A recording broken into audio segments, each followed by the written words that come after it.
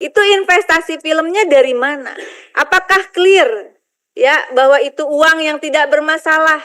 Contohnya roadmap itu menjadi penting manakala terjadi transformasi nanti di dalam postur Danantara, apa yang sedang dan sudah dilakukan oleh Dana Reksa.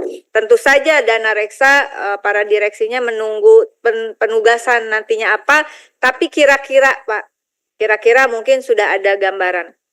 Yang kedua adalah yang menurut kami penting, saya ingin mengulangi lagi, bagaimana terkait penguatan terhadap Balai Pustaka dan produksi film negara. Saya dan Mas Eko dalam rapat sebelumnya pernah menekankan untuk Dana Reksa ini juga memberikan terobosan dalam industri kreatif, Pak. Karena industri kreatif itu juga sesuatu yang jangan dianggap kecil, Pak.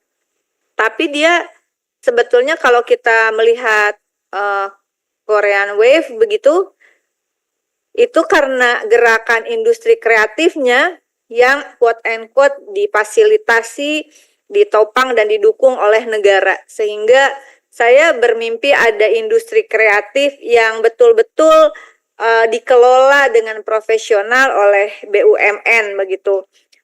Dengan produknya berupa produk kreatif, musik, game, serial TV, sampai kalau di Korea kita kenal K-pop, dan itu memberikan penghasilan yang besar untuk negara sehingga produk ini juga diekspor. Nilai ekspor industri kreatif jika mendapatkan dukungan dari negara itu akan memberikan kontribusi yang cukup besar. Lalu kemudian rasanya Mas Eko kita perlu memanggil Balai Pustaka begitu. Balai Pustaka ini adalah pionir dari literasi khususnya sastra dan buku ajar di Indonesia sejak zaman Belanda begitu ya, lalu dialihkan menjadi milik dan dinasionalisasi sebagai milik Indonesia. Nah, Balai Pustaka ini mau diapakan, Pak? Makanya saya setuju tadi Mas Hakim kalau ada FGD khusus saja ada yang untuk memulai roadmap untuk industri kreatif misalnya, Pak, sehingga nanti di dalam katakanlah postur baru yang sedang akan diusung di dalam Danantara, ini industri kreatif nih siapa yang mau buat, Pak? Siapa yang mau megang? Saya kira Dana Reksa dengan entitas yang bergabung di dalamnya, ada Balai Pustaka, ada produksi film negara, ini bisa menjadi pelopor untuk industri kreatif yang betul-betul ditopang oleh negara khususnya BUMN begitu. Dan juga penting memanggil Balai Pustaka dan PFN ini, produksi film negara juga penting, Pak. Jangan dianggap nggak penting. Bagaimana infiltrasi budaya itu masuk ya lewat film juga salah satunya. Bagaimana Netflix yang hanya menyiapkan platform untuk berbagai film saja bisa menghasilkan penghasilan yang luar biasa. Nah, yang nanti saya ingin tanyakan, ini Balai Pustaka kok makin ke sana makin ke sini begitu, Pak ya.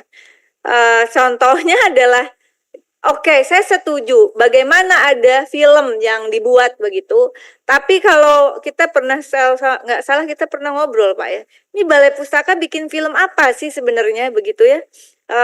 Onrus tahun 2021, lalu bulan Juli 2023 film Kutukan Peti Mati.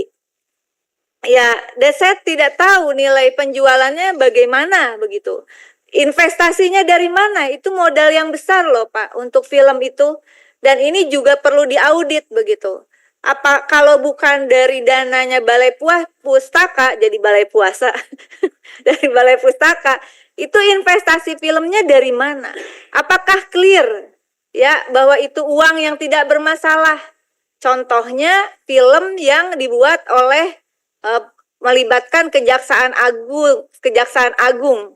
Sang pembela atau sang pengadil, Sang pengadil, Pak. Itu indikasinya uang TPPU loh. Jadi yang kemudian yang nyimpen uang banyak itu loh di rumahnya, ya makelar kasus. Itu dia jadi produsernya dan ada di scene pembukanya nggak lama setelah film itu launching lalu ketahuan. Nah, jangan gibah bulan puasa. Tapi maksud saya ini Balai Pustaka dia membuat film selama ini, dananya dari mana? Karena Balai Pustaka itu quote and quote dalam keadaan mati suri hidup segan mati tak mau begitu. Tapi kita tidak ingin Balai Pustaka tutup. Kita tidak ingin PFN juga pilot. Dari mana duitnya tuh Pak? Ya, sehingga ini perlu secara khusus bukan hanya untuk mengungkap masalah di Balai Pustaka atau produksi film negara begitu, tapi juga ini membuka suatu perspektif baru tentang pentingnya industri kreatif.